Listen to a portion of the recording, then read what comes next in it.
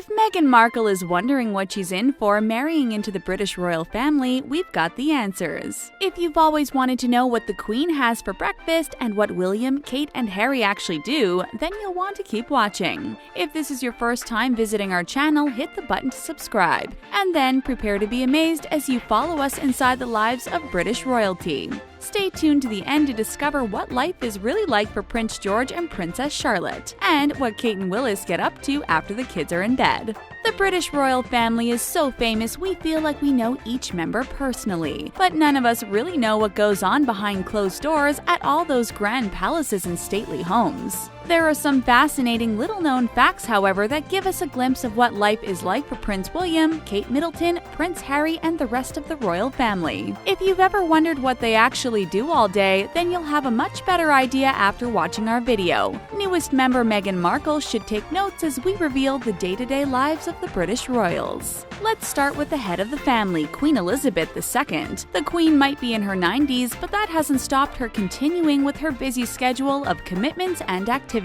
These are called royal engagements and can include anything from throwing parties and presenting awards to hosting heads of states and going on diplomatic trips. Have you ever wondered what her children and grandchildren's duties actually are? Essentially, the rest of her family members are there to take on the visits, openings, and trips that the Queen can't personally see to herself. So just how busy are they? If you had visions of them sitting around all day being waited on by servants, think again. In 2015, the Queen carried out 341 engagements. That's nearly one per day. And believe it or not, that was more than Prince William, Prince Harry, and Kate Middleton combined. In the last couple of years, however, the younger royals have stepped up as the Queen begins to take it a bit easier. Given that she's been head of state since 1952, that's fair enough. Her husband, Prince Philip, has taken his foot off the pedal even more. In 2017, he officially retired from engagements at the age of 96. So that means we can expect to see a whole lot more Wills, Kate, Harry, and Meghan too at all these official events. That's what the Queen's life is like in general, but what about her everyday living? Let us take you through a typical day in the life of the Queen. Her day starts at 7:30 a.m. with a few treats to give her the energy to get up and at 'em. Yes, the Queen has cookies before her breakfast. Don't let the kids know, otherwise they'll forever be asking for wake-up cookies too. She has a cup of Earl Grey tea and listens to the radio. Her favorite is the Today program on BBC Radio 4, while her maid gets her bath ready. Pretty civilized to start the day, right? Her hairdresser perfects her do, and then she's ready for breakfast with Prince Philip at 8:30 a.m. A footman serves the couple their morning meal, which is taken in their first-floor dining room overlooking Buckingham Palace's garden. When they're in their London home, that is. The Queen's favorite is marmalade on toast, but she has quite the spread laid on should she change her mind. There's yogurt, maple syrup, and cereal on offer. You've probably heard how much the Queen dotes on her pet dogs. But did you know that she actually shares her toast with those corgis sometimes? Lucky pooches. She then takes a look at the newspapers. Her favorites are the Racing Post and the Daily Telegraph, and then she's treated to her daily musical interlude. Believe it or not, at 9 a.m. every weekday, the Queen is serenaded for 15 minutes by Her Majesty's bagpiper, who stands outside the window wearing a traditional Scottish kilt. We kid you not. All that before 9 o'clock, and the rest of her day is just as full. The Queen works more than a 9-to-5 day, getting on with official duties during working hours. If she's not at an event, Her Majesty will be at her desk. Her private secretaries put official documents, state papers, and letters in those famous red leather boxes and pass them on to their boss. The Queen then has to read them and sign them with a particular type of ink. It's black for official documents and green for personal letters. And boy, does she get a lot of the latter. Up to 300 letters a day from the general public, many of which she genuinely does read. Now that you've learned that little-known fact, are you tempted to write her? Sometimes she has to meet her legal judges or English bishops in the morning before taking her corgis for a walk. She'll have a short break for lunch, and sometimes she'll treat herself to a little alcoholic beverage before she eats. It's said her favorites are gin and Dubonnet. When 5 p.m. rolls around, it's time for a high tea feast of sandwiches, scones, and more sweet treats. Her favorite is Dundee cake. That gives her a final boost to get her through the last of her work, which involves more time at her desk. And then she has to spend the early evening reading reports of what's gone on in Parliament that day. She meets with the Prime Minister once a week too.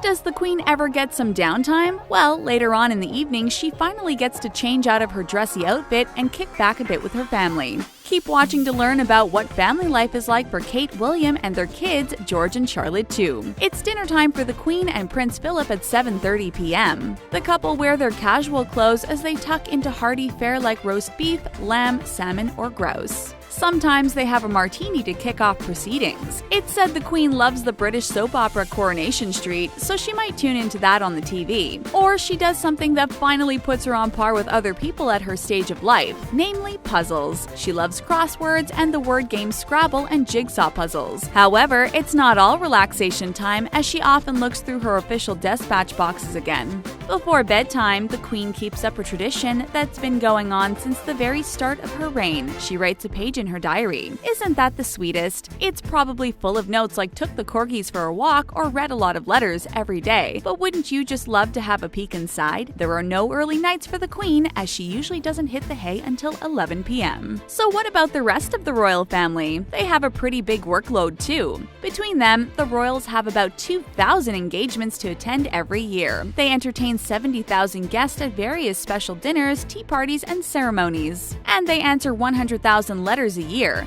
That's no mean feat. And that's not to mention the huge amount of charity work they do. There are around 3,000 charitable organizations that have a member of the royal family as a patron. They go on tours around the world representing their family and their country. Like when William and Kate visited Canada, there's lots of diplomatic work to be done. Many of the male members of the family, like Prince Harry, also serve in the armed forces. All 3 of the Queen's sons served in the forces, and guess what? The Queen did too. When she was just 18 years old and still a princess, she joined the Women's Auxiliary Territorial Service. This was during World War II, and she was known as Second Subaltern Elizabeth Windsor. The Queen trained as a mechanic and military truck driver in London. She's the only female member of the royal family to have been in the armed forces. Just imagine her in greasy overalls. While those closest in line to the throne have put their personal endeavors aside to support the Queen in her duties, there are some members of the royal family that have a bit more freedom to follow their own career paths. 2 of the Queen's granddaughters, Princess Beatrice and Princess Eugenie, have regular day jobs. On their official website, it says that Beatrice works full-time in business and Eugenie works full-time in the art world. When it was revealed Eugenie had taken 25 days holiday during the first 10 weeks of her job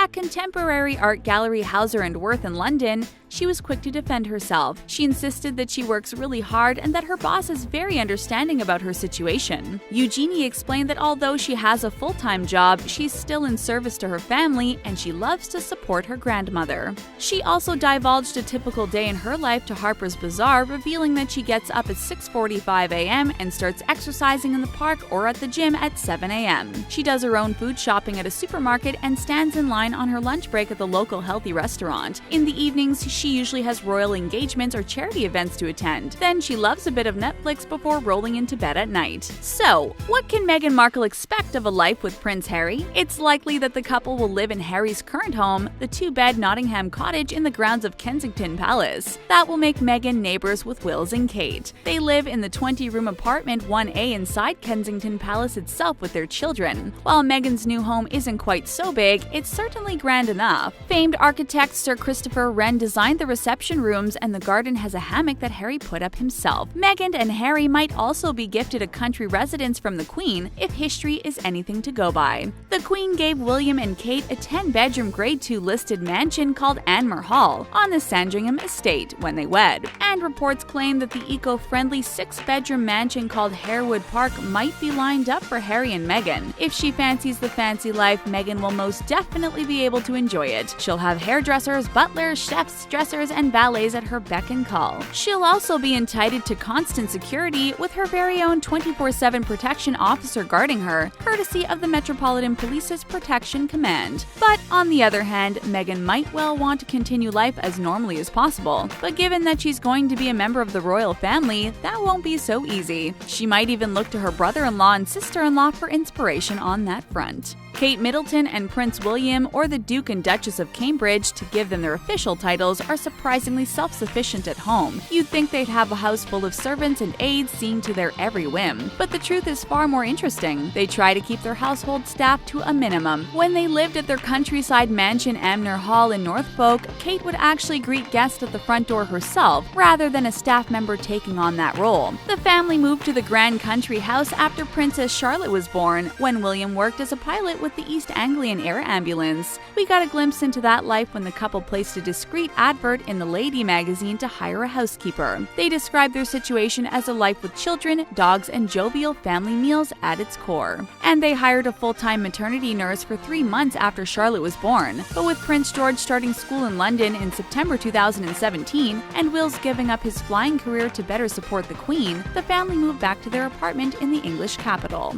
However, given that their countryside mansion has a swimming pool and tennis court, it'd make the perfect retreat for summer vacations. Although Kate and William's London home is called an apartment, it's actually more like a 4-story house with 2 nurseries, 3 kitchens, and many rooms dedicated to charities set up by Princess Diana. But they still lead as normal a family life as possible. So, exactly what do Prince George and Princess Charlotte get up to on a day-to-day basis?